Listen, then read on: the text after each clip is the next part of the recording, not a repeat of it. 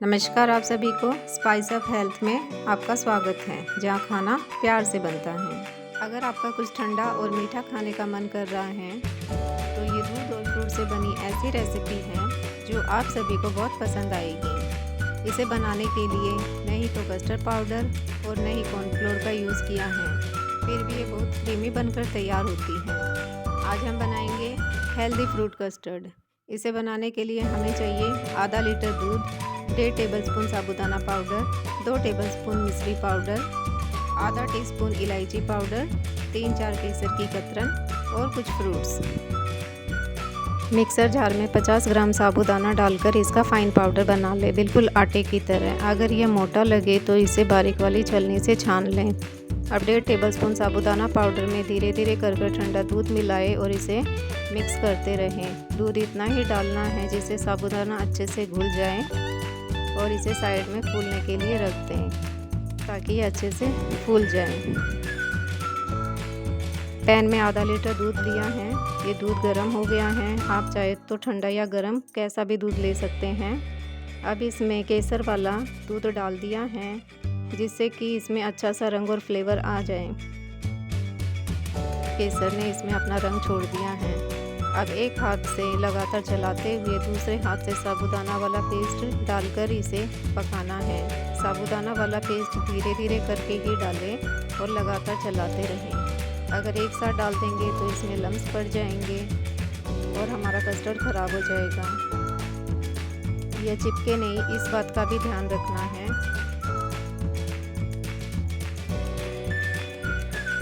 साबुदाना में स्टार्च होता है और 10 मिनट में ही दूध गाढ़ा हो जाता है। साबुदाना प्रोटीन और फाइबर का सोर्स है जिससे हमें व्रत में एनर्जी मिलती है।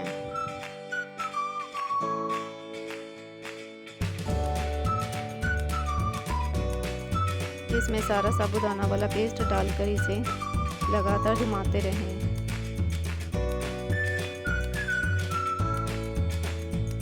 इसमें सारा साबुदाना वाला पेस्ट डाल दिया है।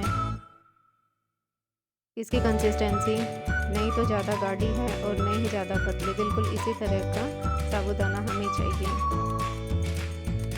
2 टेबलस्पून धागे वाली मिश्री का पाउडर बनाकर डाल दिया है और इसे थोड़ी देर और पकाना है। इससे इसकी शेल्फ लाइफ बढ़ जाएगी और इसे स्टोर करके रख सकते हैं। जब भी आपका मीठा खाने का मन करे इसे खा सकते हैं। स्वाद और बढ़ाने के लिए इसमें 1/4 टीस्पून इलायची पाउडर डाल दिया है और इसे भी थोड़ी देर पका लिया है जिससे कि सारे फ्लेवर इसमें अच्छे से आ जाएं। अभी अच्छे से पक चुका है और इसे ठंडा करने के लिए आधे घंटे के लिए रख दिया है। मैंने इसे 2 घंटे के लिए ठंडा होने के लिए फ्रिज में रख दिया था। अभी ये ठंडा हो गया है और फ्रूट्स भी काट लिए हैं। आप अपनी पसंद के अनुसार कोई भी फ्रूट डाल सकते हैं। अब एक बाउल में बारीक कटे हुए सेब, बारीक कटे हुए केले डाल दिए हैं और इसमें धीरे धीरे कस्टर्ड डाल दिया है। आप अपनी पसंद के अनुसार कोई भी फ्रूट डाल सकते हैं जो आपके पास घर में इजीली अवेलेबल हो।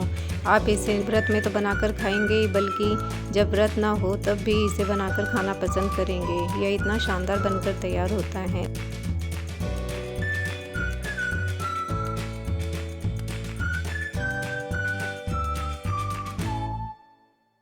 लीजिए, ठंडा हेल्दी फ्रूट कस्टर्ड तैयार है खाने के लिए।